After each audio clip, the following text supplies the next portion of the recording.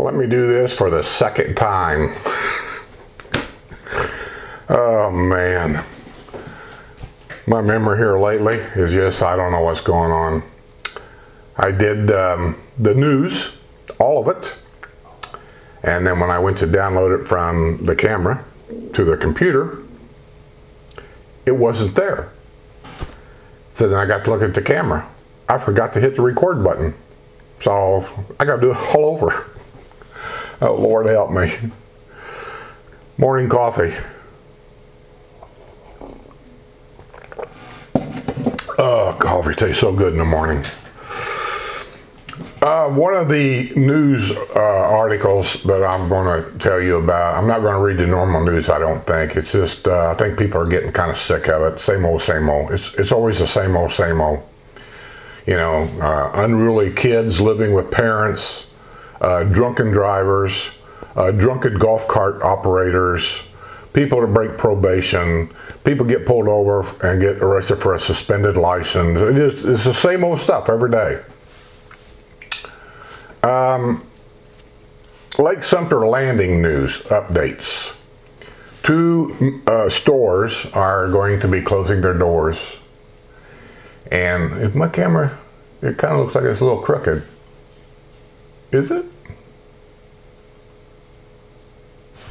Nah, I'm not gonna mess with it.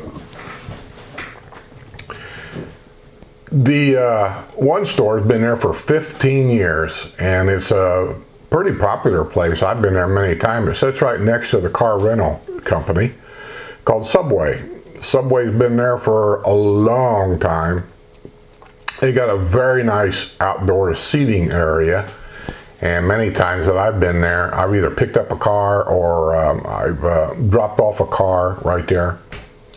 And you know, Subway's just right there. You can just go next door, get a sandwich and a Coke or something, and sit outside. Like I said, a very nice seating area outside. I like their outside seating area. And you can get caught up on your emails. You can, you know, watch golf cart traffic go by, and it's shaded there. It's nice. Well, they're going to leave. I don't know what's going on there. I don't know if I think most of Subways are franchise companies. So I don't know if the owner is retiring and closing the doors. I don't know that the store itself may be losing money, and so they're closing their doors. I don't know what's going on, but I do know that they're leaving. So that store is going to be gone. Another store that's announced that they are leaving Lake Sumter Landing area is one of their major flagship stores there, which is really a kind of a shame. I don't very seldom ever go there. I've been there, but as far as going there to, you know, conduct any kind of business, I've taken my granddaughters there because they wanted to go there. I've taken, I don't know, I guess there to have a look-see. But Barnes & Noble, a bookstore, I call it, there, is closing their doors. They're going to be leaving. I don't know if it's a financial thing. I don't know what the deal is, but I do know that they've announced they're going to be leaving. So if you're a big Barnes & Noble fan, sorry to say that your local Barnes & Noble store is going to be leaving. You know, this leads to a conversation that I've had with people many, many times, face to face. And I've told them, you know, I said, why did you buy the house that you're buying? Why are you in the neighborhood that you're in? Or why did you pick that location? And sometimes it has to do with shopping. And so I've always said, and you know, a lot of people will buy a house because, oh, I got this lake view that's behind my house, or I've got this beautiful view of a natural swamp. You know, they like the wildlife there. Or I've got this golf course view in my backyard. Well, some of these views are not guaranteed. Golf course view, I'd say, you're pretty good. You're pretty safe there. I don't think they're going to be, you know, tearing up any golf courses anytime soon. A lake view, you're probably okay, but that's not a guarantee either, because here's what happens around some of them lakes. You buy your house, you got this great lake view, and there's always a fence to separate you from the lake. A wooden fence, a black wooden fence. That's basically the village's property line, or the village's way of keeping you out. And they keep maybe alligators and stuff from getting up in next to your house, you know, because they'll just walk right up there. And if you got a dog, they'll eat it. So, but what happens over the years is brush that grows between your house and that lake. The brush, thick brush, wild trees will start to grow. Years later, they've grown up to the point where your lake view now is either gone or really, really disrupted. And you cannot go out there and cut that. Go back in the village's news a couple of years ago when there was I forget which one it was. I want to say a Bridgeport neighborhood, but I won't swear to that. That they hired a guy to come in and cut a bunch of trees down because it was getting in the way of their view. And boy, was there a stink over that. That is against the law. And there was a whole big thing, a secretive thing about that it was going to cost like $20,000 or $30,000 to replant those trees. You're not allowed to take them down. They was questioning people up there. Of course, everybody up there was tight-lipped about it. Nobody, well, I don't know. Nobody heard nothing. I mean, you know this is a planned deal, right? Nobody can cut down trees, chop them up, and haul away, and then you tell me that you didn't hear nothing? I didn't see nothing. I don't hear nothing. Well, to make a long story short, somehow, some way, and I don't know how this got started either, they had it set up to where they said if this $20,000 or $30,000 check would show up somehow, then nothing would be said, no prosecution would be done, and it would be done and over, basically. And like the very next day, lo and behold, a check showed up. And so that was the end of that. But no, you're not allowed to go out there. And you're not allowed to cut down weeds and things like that. You know, you can't do that. And trust me, if you cut down a tree, especially if it's a good size Spanish oak, those are protected by law. If it's 4 inches in diameter or more, you have to apply for a permit to cut that tree down or have that tree cut down. I'm not sure if you can do it or you have to hire somebody, but be very, very, very careful about whacking trees down. And all it's going to take is one complaint, and they're going to investigate it, and you could be behind the 8 ball.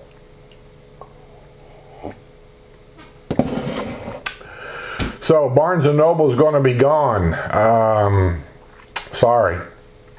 You know, if you bought a house around Lake Sumter because you're a big Barnes & Noble fan, and so I bought here because I go to Barnes & Noble every day, and I know people, I don't know them personally, but I know that there are people there that literally go to Barnes & Noble 3-4 times a week. They probably bought in the Lake Sumter area, maybe not only because of Barnes & Noble, but they bought there because of Barnes & Noble, one of the reasons. And, you know, you're not guaranteed that. That lake view can disappear. That a sinkhole can open up and swallow up your swamp. Barnes & Noble could shut their doors and move out. It's I know it's kind of a bummer if you're a Barnes & Noble fan, but it's something you're going to have to get used to. Once upon a time, there was Augustine's restaurant in Spanish Springs. I was a big fan of Augustine's, and especially their brewery in the back. And they had a beer called Seabolt Select. Loved it. And one day they just announced they were leaving, and it's gone. And you just got to get used to it. Businesses come, businesses go. Swamps are here today. There's no guarantee that swamp will be here tomorrow. You can go back to the village's news. Hacienda Hills Country Club, big pond up there that some people had houses kind of like on the edge of that pond. They like the view, the golf view, the pond right there. Over the years, I think that pond's gone. They tried to fix it 2 or 3 times. A sinkhole opened up at the bottom of that pond. and it swallowed that pond up I don't know how many times, and I think they finally give up on it. I think they'll finally just fill it in with concrete and fill it in with dirt and plant flowers or something.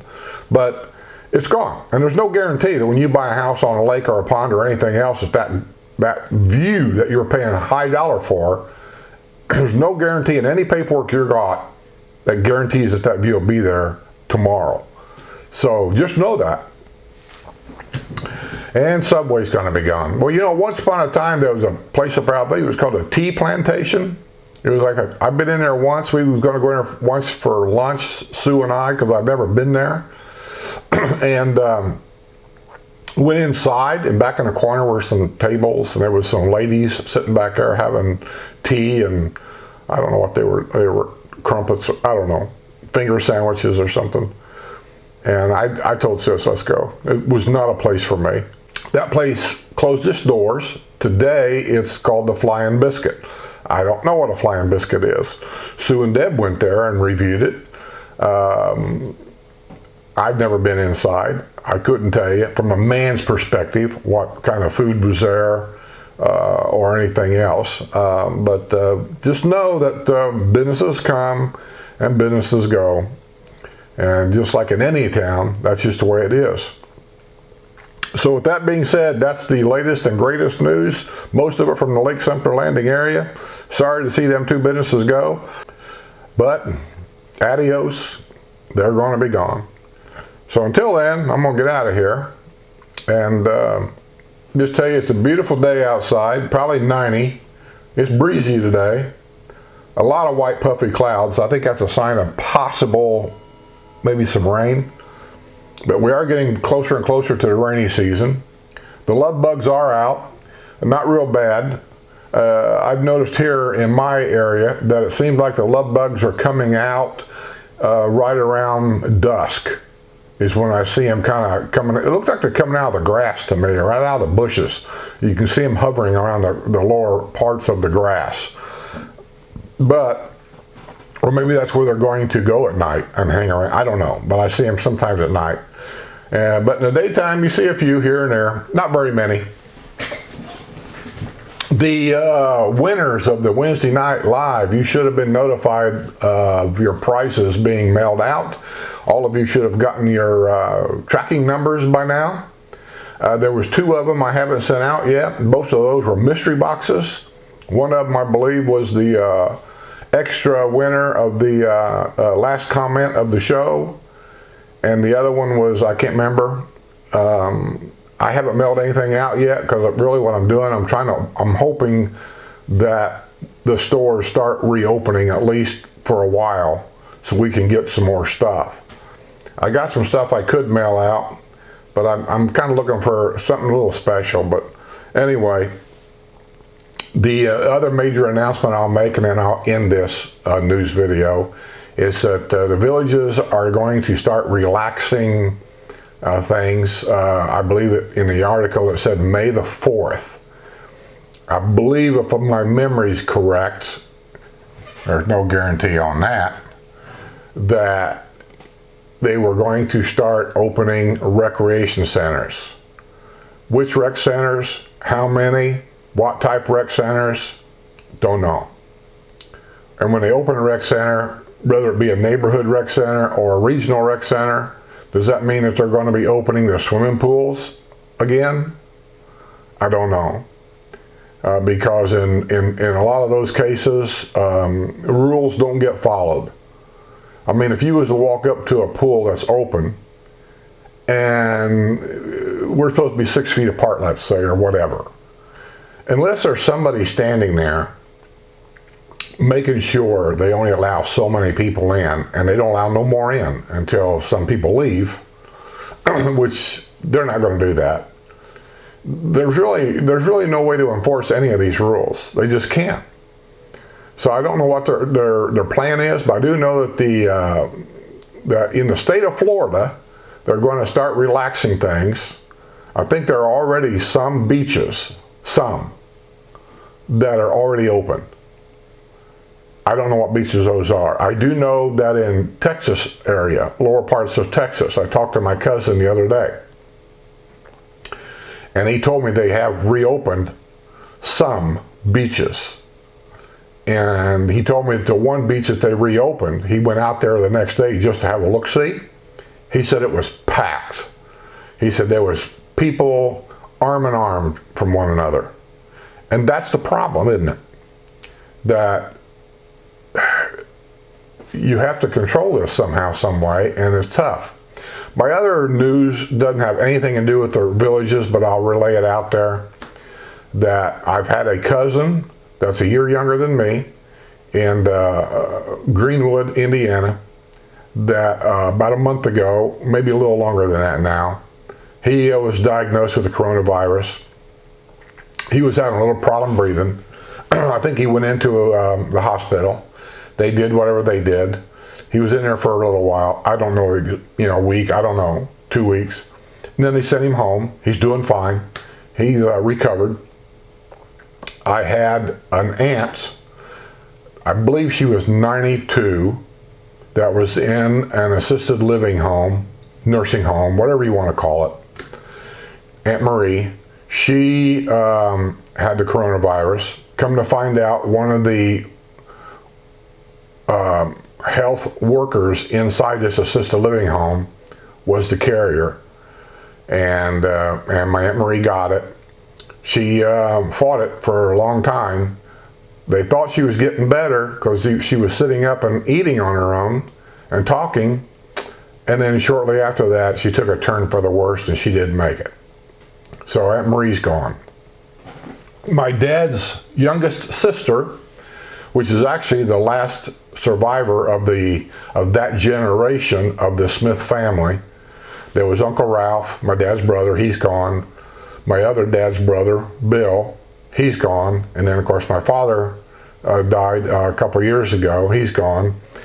So Miriam is the last one left. She was the only girl in the family. She's the last one left. She's 94. And Ron called me a couple days ago to let me know that she wasn't feeling well, and she had a fever, and they tested her. She's got the coronavirus now. She's been isolated, and I guess they're doing whatever it is they do. But at 94, it's tough.